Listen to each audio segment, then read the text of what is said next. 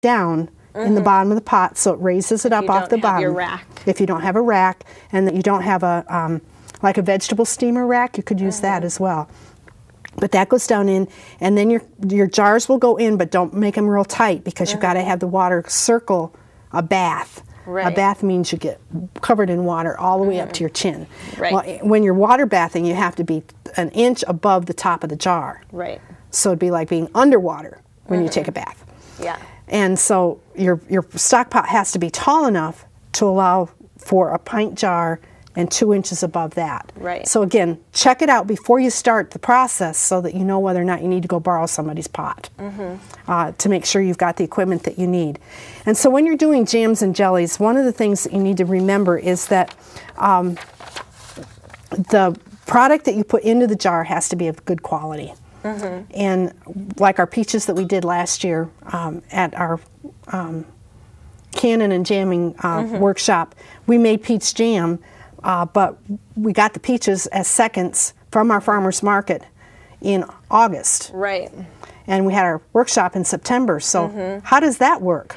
Peaches spoil. Yeah, we had to do some work ahead of time so that we could freeze our peaches and keep them looking nice for the workshop. Right. But we of course took the skin off first. We forgot to do that the year before, which led to not as beautiful of a product, but still tasty. Exactly. It still had the flavor. It just didn't look quite so nice. And for people that might have problems chewing, anytime you leave a skin on in the processing, the skin gets tougher. Right. And so, you know, like apples, people say, well, why do I have to peel the apple? I said, well, it's sort of like trying to chew leather when you get the skin, because the skin has gotten real tough and rubbery. But when you take the skin off in August, what else can you do with it? Well, do you just throw it in the compost? I wouldn't, but you know me, I never throw anything away till it's completely disappeared. I would have taken those skins and boiled them and strained them and created peach juice that then I could make peach jelly with. Ah, that's what I thought you'd say. Yeah, and I do the pits that way too, because when you've got the pit there and there's always material around it that's still peach, and the pit's peach flavored as well. So I put it all in the pot, add some distilled water, and cook it down, and then let it strain in a cheesecloth.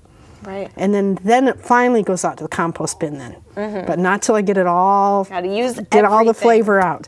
And so in this case, this is a jam, and the jam is something, any kind of jam is jam that has fruit crushed up in it to make the jam. And jam you can't see through. Jam's got particles in it. And so nice and thick. And this one happens to be one that we made at the workshop last year. And so jams are really, really thick, and they've got particles of fruit in them. Now when we talk about conserves, which is a fancy jam, you have nuts and whole fruit in it.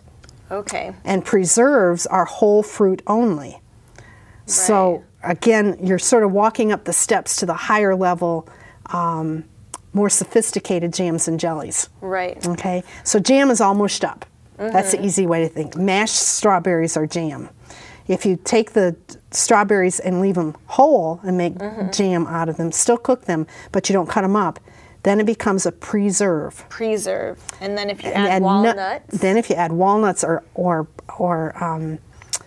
pecans. Pecans, that sounds good. Strawberries. Then it becomes a conserve. Conserve.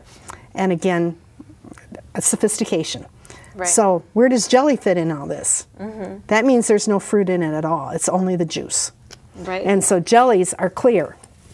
You can see through them. They're sparkly. So pretty. And they wiggle just a little bit like Jell-O. And so jelly is something that comes from the juice only.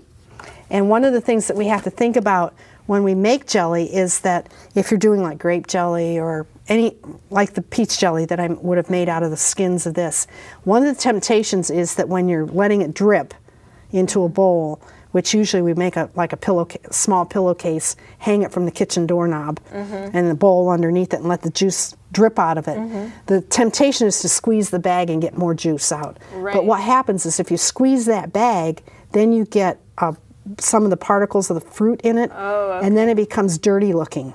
It still tastes okay, dirty jelly. but if you were doing cherries, which is what this one is, you wouldn't get that sparkly look to it because there'd be little particles of the fruit floating around in the solution. Right. And so that's one of the things when we're judging at county fairs, is that jellies, you should be able to hold them up to the light and see the sparkle in them. And then they should be jiggly, which this one is. I'll take the ring off to show you. See how it jiggles in the top? Yep. And then, but if it doesn't jiggle, it means it's too stiff. And that would tear up the bread if you tried to spread it. Oh, yeah. And because it's been overcooked, is usually what happens. And so jellies are something that you use the juice, but don't squeeze the bag. Or if you want to, if you don't have access to it, but you still want to make jelly, you can use fruit juices. Natural fruit juices like grape juice or orange juice with no pulp, or pineapple juice, or lemonade. You can make lemon jelly. So what makes it set like that? Okay, that's a good question. We use pectin, and the word is P-E-C-T-I-N. And pectin in some fruits is naturally in there, like apples, grapes, are the two primary ones. Do peaches still have pectin? Peaches have some pectin, but not enough to make them stiff. And so then we have to add pectin to it as we cook it. And so basically what you do, and this is just a real basic recipe, because again we have to look at the amount of sugar for the amount of fruit, for the amount of water, for the amount of pectin. And that's why you have to follow recipes, because otherwise you get soup. Yeah. And I get a lot of calls about soup. My jelly didn't set up. What do I do now? Eat it on ice cream. That's right. But there are some tricks, and I'll share those in a few minutes. But with jelly, you basically heat up the fruit, add the sugar, bring it to a boil, let it boil for X number of minutes. Timer is needed because 1 minute means 1 minute, not 55 seconds or 68 seconds, because that amount of water evaporation from the boiling process will change the consistency of the jam and jelly. And you won't know that till it's set up, or that it doesn't set up. So it's really important that this isn't when you go and answer the telephone or run to the dryer and fold that load of clothes so you don't have to iron it. Let it keep running. And so that's the basic idea of making jams and jellies, is the sugar and the fruit, adding pectin depending on what kind you're using, whether you're using liquid or dry, and how much you use, and then whether or not it is cooked, for how long it's cooked. And then you get ready you have to let it sit then for a few minutes, because you get the foamy stuff come up to the top, because as you boil things, water or air is added to the mixture. So you've got to let the bubbles come up through the top of the pan, and that's what my mom used to call jelly jammy. Jelly jammy. Because that was the foamy stuff that you scraped off the top of the bowl and put in a small bowl, and that's what we got to eat right away. Okay. And so when we knew Mom and Grandma were making jam or jelly, we would fight to be first in line to get our first dabs of the jelly jammy. It's good stuff. But you don't need to throw it away. But that's not what you want to put in your jars. Then once you've skimmed all that off, then you're ready to pour it into the jars.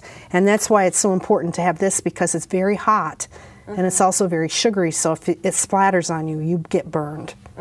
And one of the basic things that you need to remember, and this is a little off the track, but if you should start to get a burn, don't grab for ice, because that'll freeze your skin cells, but rather take prepared mustard like you get at fast food stores with the packets. Keep them in the kitchen, keep them in your pocket when you're doing crafts, and anytime you get burned, squirt some mustard on it and rub it around, because it's got vinegar in it, and the mustard seed itself will help stop the burn and won't allow it to burn deeper into your skin. Oh, good one. Now don't wipe it on your clothes, because then you're going to have to call the extension office to ask for stain removal, and that's a whole other program. But use this and pour carefully, so that you don't splatter the sugar syrup against yourself, or any little ones that may be around in the kitchen. And again, using newspaper, so that way anything that you've got spilled or is messy, you've got on the newspaper, then all you have to do is roll it up, put it in your compost, and you've added that much more to your compost, and you haven't added anything to your carbon footprint. Perfect. So we're trying to stay green.